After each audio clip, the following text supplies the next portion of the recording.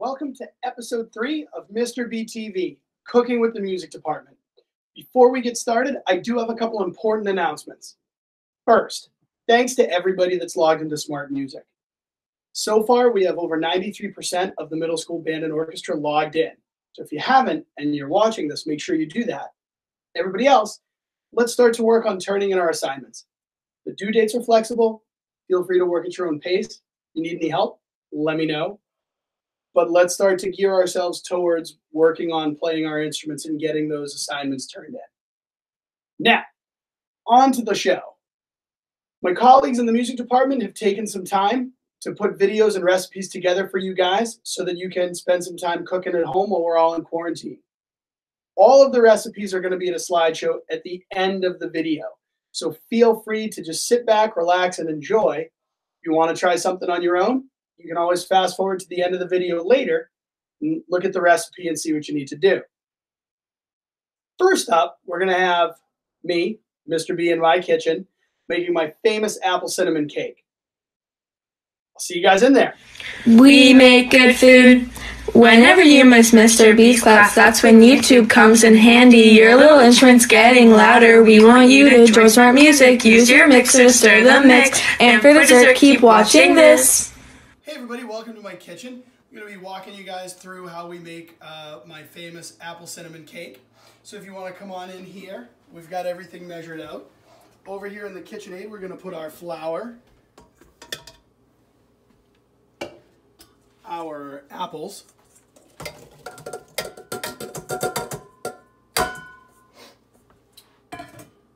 and our salt and baking soda. And we just want to stir this to combine. So you're going to want to go on the stir setting. If you're using a hand mixer, then you want to use the lowest possible setting that you have on that as well. And you just want that to get nice and combined. Next, over here, we're going to add our sugar, eggs, oil, and cinnamon. We're going to go ahead and we're going to mix this together. Again, you want to really get this well combined.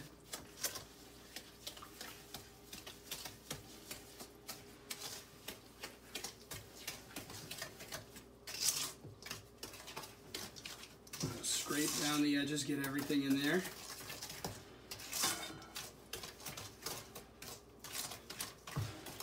You do this right, it should look like mud. Then we're going to come on over to our mixer. We're going to go ahead and pour this guy right in. Again, make sure we scrape that down and get everything.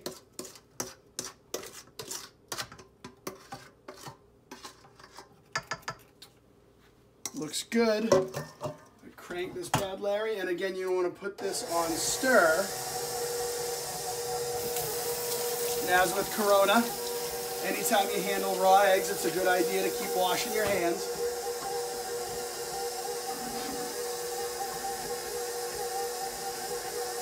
I find when I use the KitchenAid that it's not a bad idea periodically to get in there and kind of scrape down the sides of the bowl as we're mixing, so you still wind up with some dry mixture at the bottom. You don't want to waste that. Crank her up, give it another couple seconds on stir. Really, you're just looking to get everything well blended. Don't be too worried if the mixture looks a little bit chunky. Trust me, it turns out fine. All right. We're gonna give that one more stir. Still got some flour down at the bottom there that we want to make sure it gets combined.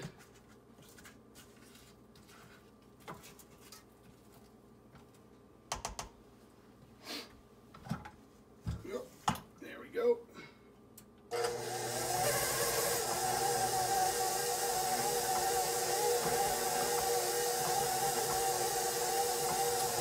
Excellent.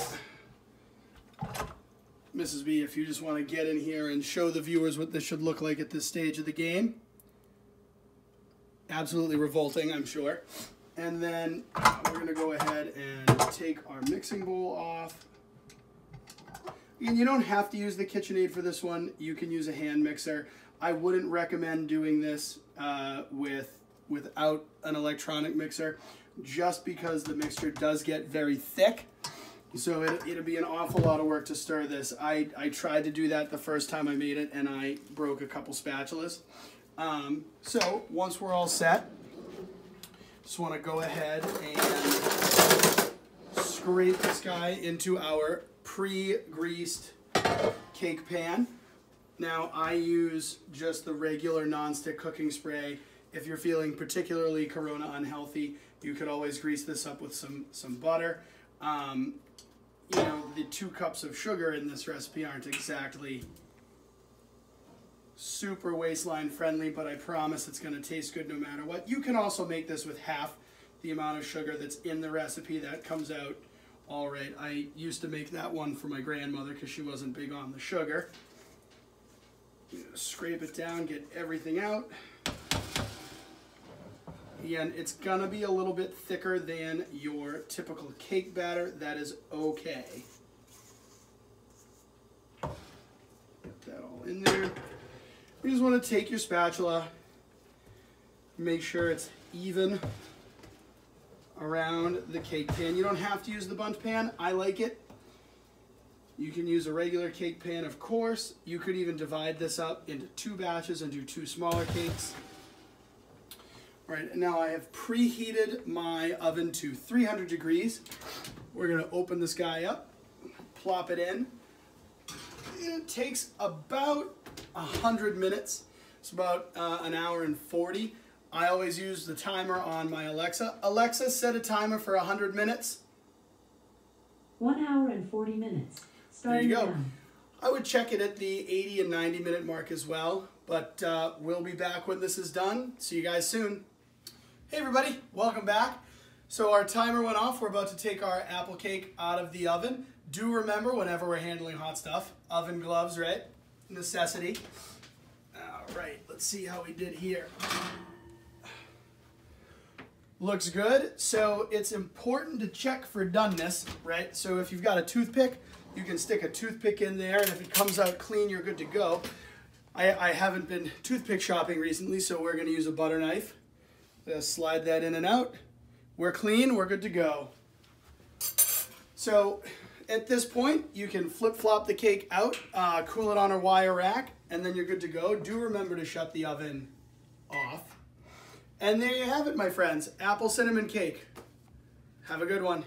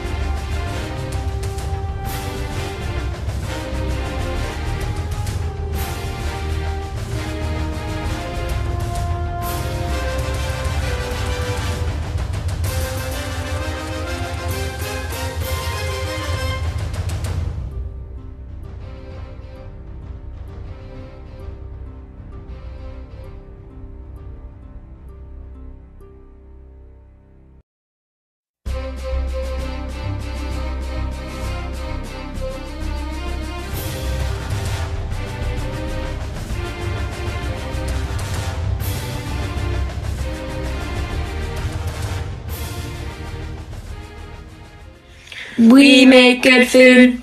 Whenever you miss Mr. B's class, that's when YouTube comes in handy. Your little instrument's getting louder. We want you to enjoy smart music. Use your mixer to stir the mix. And for dessert, keep watching this. Good morning, everybody. Mr. Sandberg here. Missed you guys. Time to make some pancakes. These pancakes are going to be bananas. A little old, but they'll do well for this recipe. Very simple. A few eggs, some baking powder, some vanilla, a little touch of cinnamon, That's all that's gonna go into these. It's very simple. We'll start with these old bananas. Little soft, but lovely. All this can go into the compost. Of course, my hands are clean, very well washed. I'm gonna slice them into little pieces. Don't have to be terribly exact, because they're all gonna be just smushed up together in this bowl. Give us some bananas. And we're gonna do 2 bananas and 2 eggs. So the portions are easy. 2 eggs, 2 bananas. If I wanted to make it smaller, I could do 1 egg and 1 banana. If I want to make it big for the whole family, I can double it. You do the math. Now, oh, this one's got a little bit of a brown spot in it. We're gonna compost that.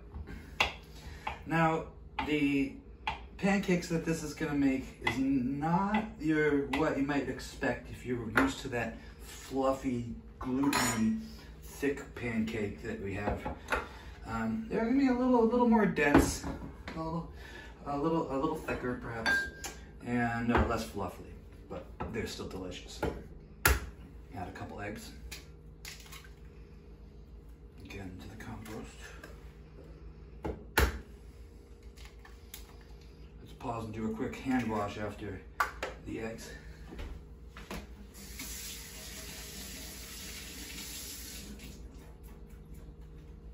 That was 20 seconds.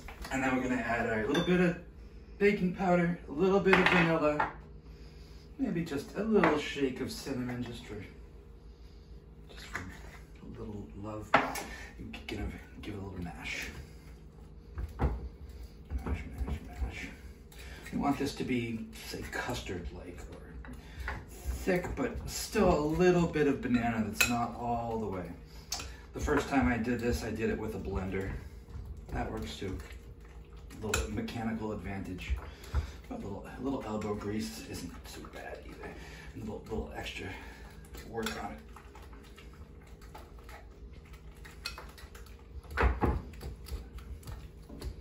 And let's pause this and I'll start heating up my pan. A minute of blending later. A little effort, but worth it. I heated up my cast iron skillet. Could use a little spray. I've used a little butter myself. Now the trick to these is not to add too much batter. Since there's no flour to hold it together, we want to keep it relatively small. And you don't have to measure it exactly, but a couple tablespoons worth per pancake is all we're really gonna need.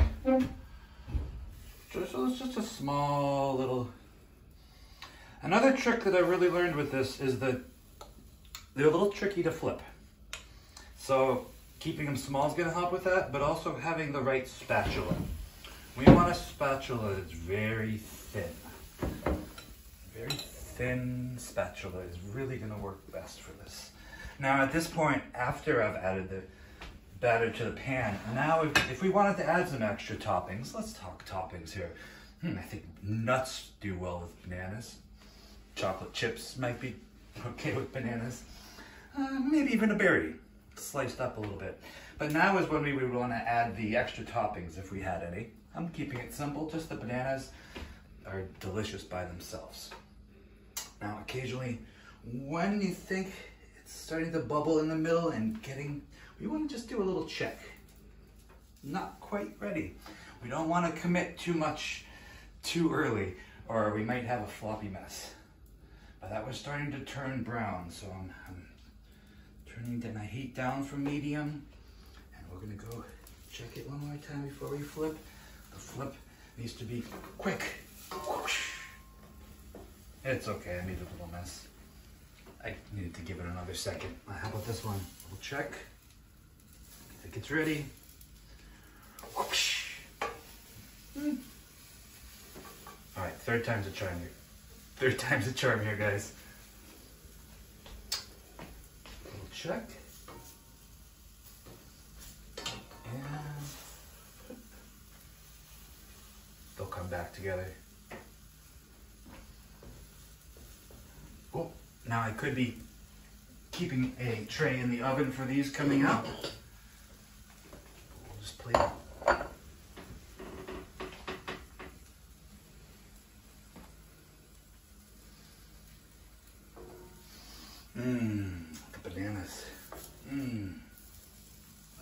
almost done.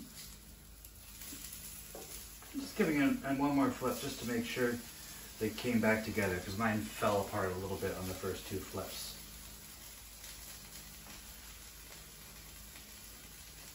Alright, I think those are ready to plate.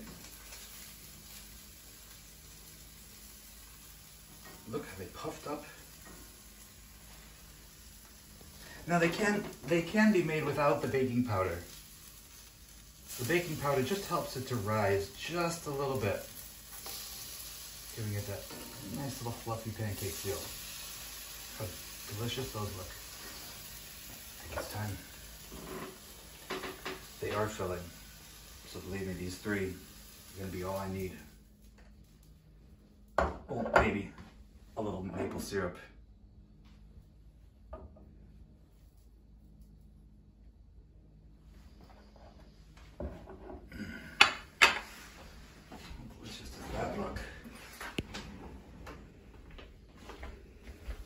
Let's cut into one of these. Like I said, a little custard-like, but just delicious. Thanks for coming to my kitchen. See y'all soon. We make good food. Whenever you miss Mr. B's class, that's when YouTube comes in handy. Your little instrument's getting louder. We want you to enjoy smart music. Use your mixer to stir the mix. And for dessert, keep watching this. Hi, I'm Mr. Gastinelli. I'm the music teacher over at Parkview School and the band director at RO. And today I'll be cooking you some creamy lemon pasta. Step one is bringing some water to a boil. It's starting to do that, so while it's doing that, I'm going to be working on step 2, which is to zest and juice the lemon. You can use, we've got a zester here, you can also use a box grater for this. Basically, you want, it says 2 lemons. I've got a really big lemon, should be about the same. So you want to just like so into a bowl or something.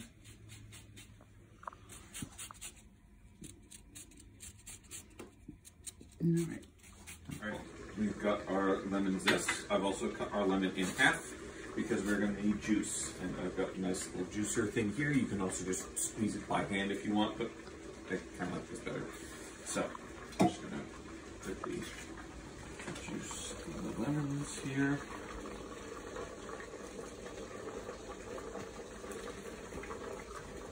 What's nice about this too is it catches these seeds so they don't go in your juice.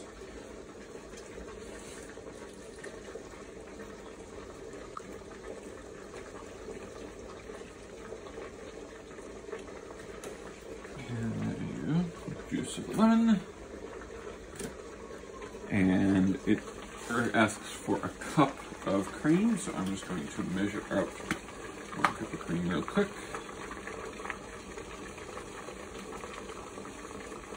There we go.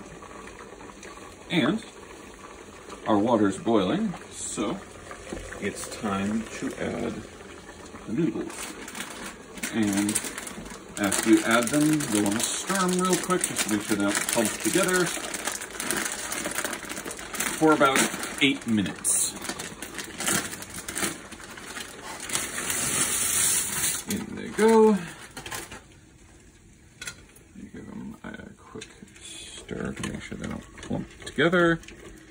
And we set our timer for 8 minutes. And the recipe recommends not working on the sauce until just before your timer's about to go off. So, rather than having you wait around for that long, we'll cut to when it's just about done. Okay, so we have about 3 minutes left on the pasta, so I'm going to start in on the sauce. So in a saucepan, you're going to combine the 1 cup of cream,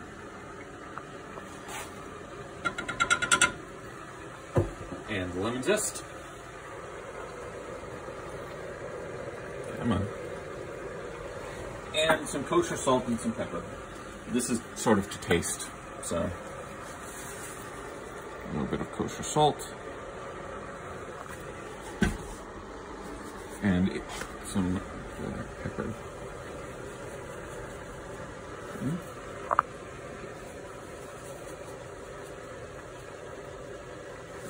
Okay, and you're gonna want to heat that on medium heat for about 2 minutes or until the cream comes to a boil. And we've timed it so that 2 minutes is left on the timer, so we'll just keep it going. Alright, off goes the timer, off goes the heat on the noodles, lift it up to be drained. We've got a nice insert in this pot that lets me drain it right here. Take out the excess water, like so. Put this to one side. Shake it a couple more times. Put it to one side for a second. Where it's almost boiling on the sauce as well, which is good. Means we've timed this all right. Carefully dump out our water. And in the pot that you made the noodles in, dump them right back in there. There we go. And it looks like our sauce has begun to boil. I'm just gonna get this, yep, there we go. Quick stir to make sure. Yep, we are indeed starting to boil. Now that we're up at a full boil, turn the heat off, pour it into our pot with our noodles. Put the lemon juice in with it. Turn on the heat, this time only to medium. And cook to stir about 1 or 2 minutes. So I'm gonna put it on for 2 minutes.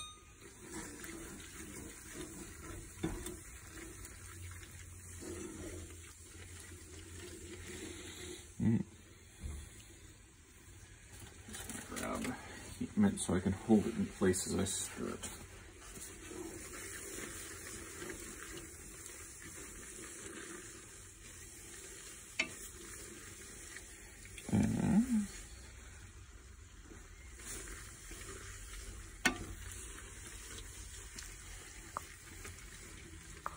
There you have it. You've got the creamy lemon pasta, and good with various types of Italian grated cheeses. I've got some Parmigiano Reggiano and some Asiago here. I'm going to put on it. Just a little bit here. And a little bit there. A little bit more because I really like the Asiago. And you're all set. Nice little bit of pasta. That's really good. We make good food. Whenever you miss Mr. B's class, that's when YouTube comes in handy. Your little instrument's getting louder. We want you to enjoy smart music. Use your mixer to stir the mix. And for dessert, keep watching this. Hi guys, Miss Kieran here. So tonight for dinner, we're making fajitas. We just had them the other day and they're so good. So I was like, let's do them again. Also, they're really easy to cook. So like, why not do it for this? So the first thing, which is the most important part of cooking, is to get all of your stuff out that you would possibly need, right? So all of like your knives and forks and whatever, pots and pans, those things, right? And for this, you want a bunch of spices, peppers and onions, which are really good. Our chicken, all the stuff that we need to make for guac, which is also really good. So you want to get all that out, put all of it out, lay it out. Then you have to cut up your peppers and onions, which I kind of cheated. I was supposed to show you me doing that and I just totally didn't, sorry. So cut up all your peppers and onions, cut up all of your chicken, do all that stuff. I mixed a bunch of the spices together already so they were ready, so when we were just gonna cook them, they could just go right in the pan. So I'm gonna show you what I did so far. So we have the peppers and onions. I'm gonna try to not drop my phone into the stove because that would be a small problem.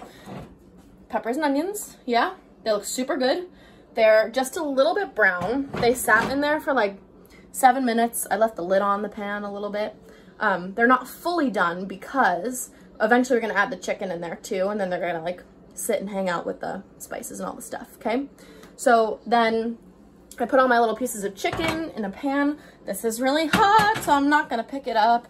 So all my chicken went in the pan, and that literally, because the pieces of chicken are so small, it literally cooked for 3 minutes maybe. So you also don't want the chicken like totally 100% done yet because they're going in the pan with the peppers and onions. Actually, I'm gonna do that right now. You can watch me try to fail and do this. So peppers and onions in the pan. You're not watching anything because I can't do 2 things at one time. Sorry. Okay, so now peppers and onions and chicken are all in one pan. So now we're gonna take all these spices that I mixed up together. We're gonna throw the spices in the pan with these peppers and onions. Whoa, you're not looking. Okay, there you go. Okay, and then I'm gonna come back and mix these up in a moment and return the heat on and do all that stuff. But for now, I'm gonna show you the rest of the stuff. So then we come over here to my favorite part of any meal, the guac. All you need, ripe avocados, which these ones kind of weren't, and someone sometime told me that if you put avocados in a brown bag, they get more ripe, like faster. I don't know if that's true, but I did it, and like, they're fine. So here we are. Here's my guac, almost. We have our avocado in a bowl with some red onions and some tomatoes. All I need to do now is just smush it all up and then add the rest of these little guys, all these spices. That's the coffee in the background, also important, not for this meal, but spices and all that stuff goes in the avocado and that, which makes a really, really good guac. Then we're gonna let this sit and chill for a little while, and then we'll show you the final product in a minute. Okay, stay tuned. Hi, okay, it is really good. It looks really good, it smells really good. I'm gonna take the lid off of the pan and it's gonna go everywhere. I really hope you like it. You ready? I'm gonna flip the camera around. No, I'm not. Okay, cool. So here's a table. Right? Fancy schmancy. Ready? Watch this. Ready? Ready? Ready? Okay, so it didn't sizzle, but you got the effect with the steam and stuff, right? I'm gonna put it back on so it's not cold. This is what I was telling you about with the tortillas, right? All you had to do, tiny little bit of butter in the pan, and it just makes them that much nicer. They taste better and they look better, and they're like a teeny bit crunchy, which is cool. So it's really easy, super straightforward. You can decide to put whatever you want on them.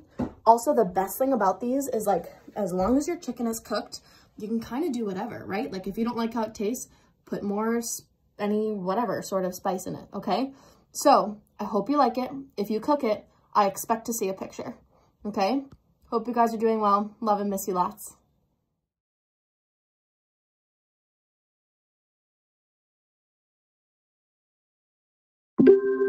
Well, there you have it, everybody. Episode 3 of Mr. B TV, Cooking with the Music Department. Big thank you to all my colleagues in the department for submitting recipes and taking the time to make videos. That was a lot of fun, guys. Listen up, folks. For next week, episode 4, I'm hoping to feature some student recitals. I want to get some volunteers together, feature some student work, things you guys have been practicing. Could be anything. So let's put our heads together and come up with some ideas and some people and volunteers to get episode 4 ready to go. Until then, stay in, stay safe. Any questions, problems, concerns, or life difficulties, let me know. Bye, guys. See you next time. We make good food.